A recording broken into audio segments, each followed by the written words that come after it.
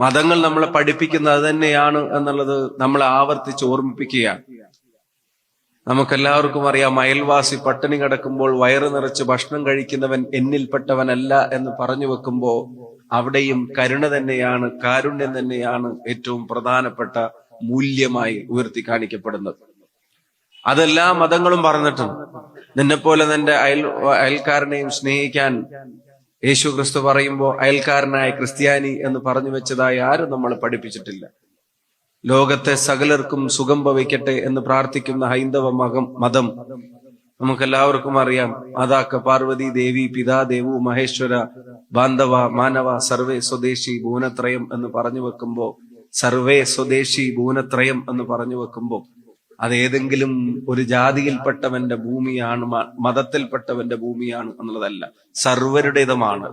ലോകം തന്നെ തറവാടാണ് എന്നുള്ളതാണ്.